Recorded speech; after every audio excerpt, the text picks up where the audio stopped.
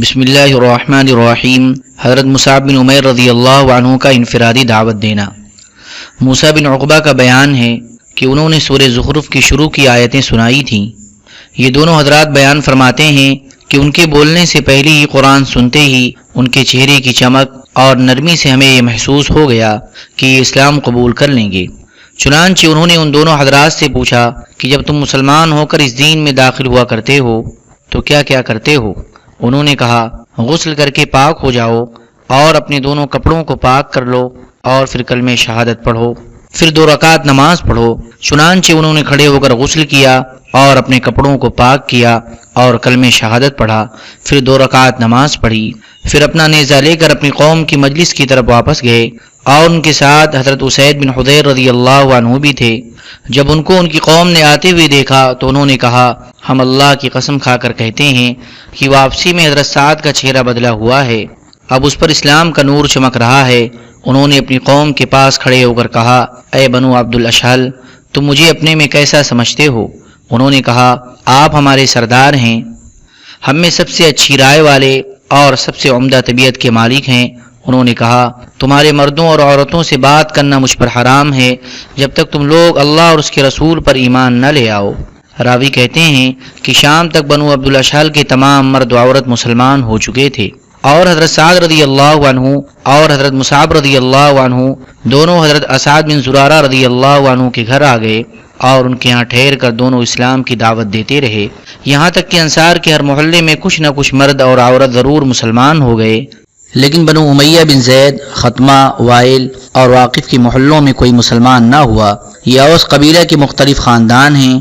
طبرانی نے اور دلائل النبوہ میں ابو نعیم نے حضرت عروہ سے ایک لمبی روایت ذکر کی ہے جس میں یہ مضمون بھی ہے کہ حضور صلی اللہ علیہ وسلم نے انصار کے سامنے اسلام کی دعوت پیش کی اور وہ ایمان لائے، جیسے کہ ابتدائے امر انصار کے باب میں آگے آئے گی۔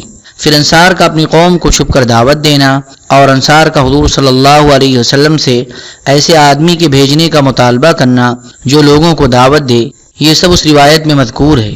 چنانچہ حضور صلی اللہ علیہ وسلم نے انصار کے پاس حضرت مصعب رضی اللہ عنہ کو بھیجا، جس کا تذکرہ حضور صلی اللہ علیہ وسلم کے افراد کو اللہ اس کے رسول کی دعوت دینے کے لیے بھیجنے کے باب میں صفحہ 153 پر آ چکا ہے۔ پھر حضرت عروہ نے کہا کہ اسعد بن زرارہ رضی اللہ عنہ اور حضرت مصعب بن عمیر رضی اللہ عنہ دونوں بیر مرق کنویں یا اس کے قریب کے علاقے میں آئے اور وہاں آ کر بیٹھ گئے۔ اس زمین والوں کو پیغام بھیج کر بلوایا، وہ چھپ کر ان کے پاس آئے۔ حضرت مصعب بن عمیر رضی اللہ عنہ ان لوگوں سے باتیں کرتے رہے اور قرآن پڑھ کر سناتے رہے۔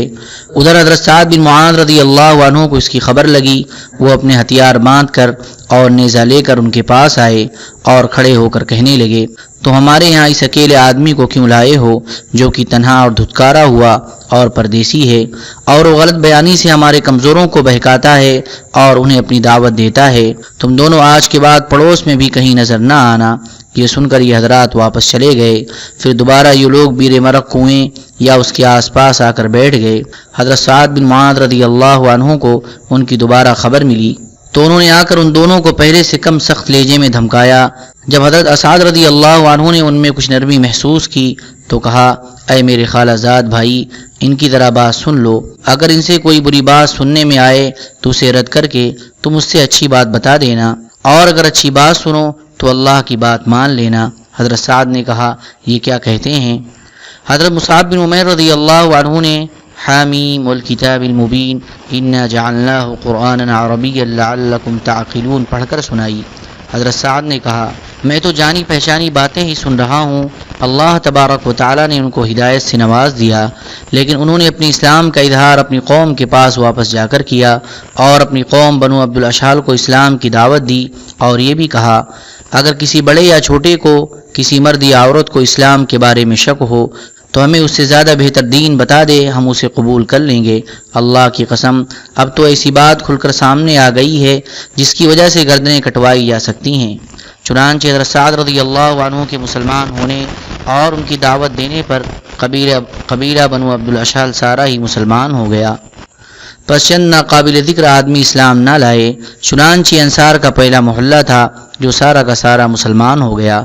آگے اسی طرح حدیث ذکر کی ہے، جیسے کہ حضور صلی اللہ علیہ وسلم کا افراد کو اللہ اس کے رسول کی دعوت دینے کے لیے بھیجنے کے باب میں صفحہ 154 پر گزر چکا ہے، اور اس کے آخر میں یہ ہے کہ پھر حضرت مصعب بن عمیر رضی اللہ عنہ حضور صلی اللہ علیہ وسلم کی خدمت میں مکہ واپس چلے گئے۔ اللہم صلی علی سیدنا وحبیبنا ومحبوبنا ومولانا محمد وبارک وسلم۔ سبحان ربک رب العزة عما یصفون وسلام علی المرسلین والحمد للہ رب العالمین۔